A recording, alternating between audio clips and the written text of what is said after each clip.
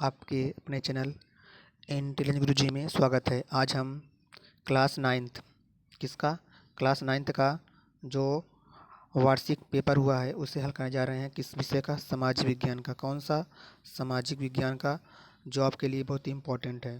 अगर आप इसे देखकर जाते हैं पेपर देने के लिए तो आपका फुल में फुल फंस सकता है पेपर, या आधा आ सकता है पेपर, अगर आपको इसे पढ़ के जाएंगे तो। और आपका समय है 3 घंटे 15 मिनट और पूर्णांक है 70 नंबर का, और आपका 30 नंबर होता है प्रैक्टिकल का। क्या कह रहा है? 15 मिनट विद्यार्थियों को प्रश्न पत्र पढ़ने के लिए निर्धारित हैं।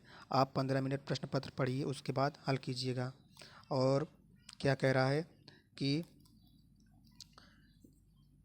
यह प्रश्न पत्र 2 खंडों में विभाजित है। खंड अ, खंड ब में है, और इसके 20 प्रश्न बहुविकल्पी प्रश्न है, जिस पे आपको OMR सीट मिलेगी, उस पे भरना है। और आपके 50 नंबर के वर्णनात्मक प्रश्न हैं, जो आपको अपने कॉपी में लिखना है। समय व्यर्थ करते हुए डायरेक्ट अपने प्रश्नों पर चलते हैं। आपके पहला खंड में बहुविकल्पी प्रश्न है। क्या कह रहा है कि राजा से झगड़े के पश्चात राष्ट्रीय सभा किस स्थान पर एकत्रित हुई? तो इसका होगा, किसका क्या होगा? राजमहल के सामने, टेनिस कोर्ट के सामने, कि किसके सामने? ये होगा टेनिस कोर्ट के सामने होगा।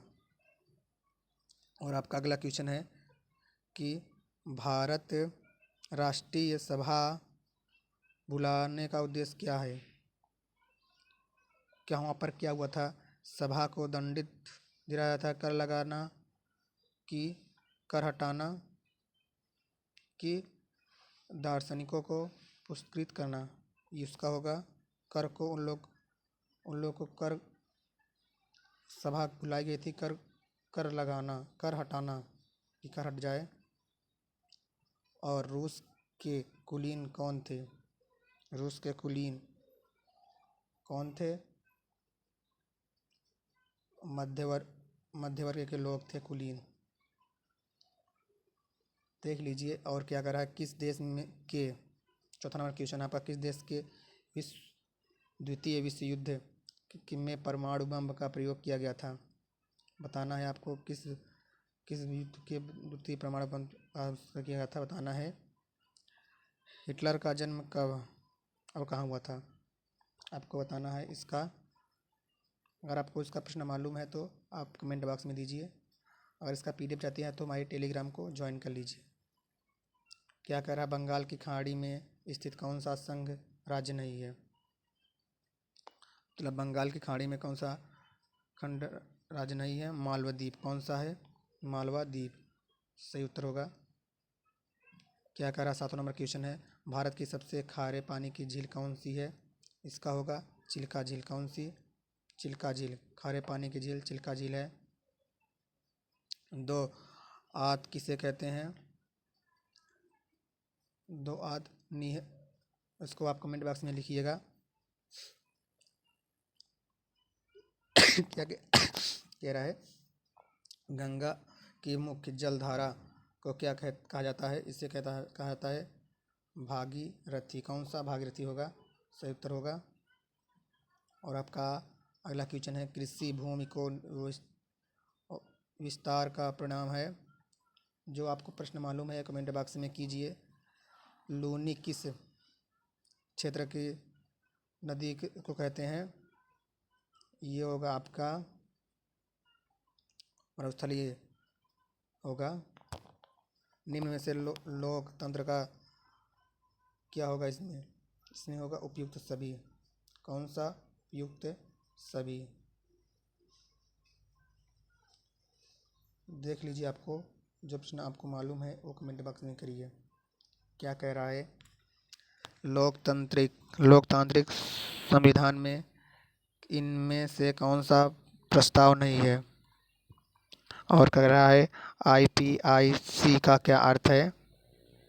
और कह रहा है कि 1971 में लोकसभा चुनाव में किस दल ने गरीबी हटाओ का नारा दिया था। चलते हैं अपने इस पर, देख लीजिए। और क्या कह रहा है, भारत में कौन से राज्य में रासायनिक खाद का सबसे अधिक प्रयोग किया जाता है। इसका होगा कौन से, उत्तर प्रदेश में। निम्नलिखित में से कौन अस्थायी पूंजी का अंतर्गत नहीं है। और भारत में सन 1911 के में संरक्षण का दर क्या थी। 50% थी। किसी अर्थव्यवस्था का सर्वाधिक क्षम अवशोषण क्षेत्र कौन सा है। आपको बताना है भारत में कितने लोग निधन हैं। 10 करोड़। आपके अति लघु प्रश्न है जो आपको अपने जो बुक उसमें मिलेगा कॉपी, उस पर लिखना है। देख लीजिए क्या कह रहा है। गिलोटिन किसे कहते हैं, बताना है। रूस में सामूहिक खेतों को किन नामों से जाना जाता है। अथवा है उत्तर में भारत की सीमा किन किन राज्यों से स्पर्श करती है। जो आपको मालूम है, देख लीजिए पेपर आपका क्या कह रहा है कि लघु हिमालय किसे कहा जाते हैं। संक्षिप्त में वर्णन दीजिए। लोकतंत्र का विशेषताएं लिखिए। भौतिक पूंजी और मानव पूंजी के में अंतर्गत उत्तर स्पष्ट कीजिए। और मोस्ट इम्पॉर्टेंट क्वेश्चन है, यह हर साल पूछा जाता है कि रूसी क्रांति के प्रमुख कारणों का उल्लेख कीजिए। ये दीर्घ उत्तरीय प्रश्न है। और आपके मानचित्र हैं, जो आपको मानचित्र में दिया जाएगा, उस मानचित्र को भरना है। अगर आपको वीडियो अच्छी लगे तो हमारे चैनल को सब्सक्राइब करना ना भूलिएगा। चलिए अब मिलते हैं अपने अगले वीडियो पे।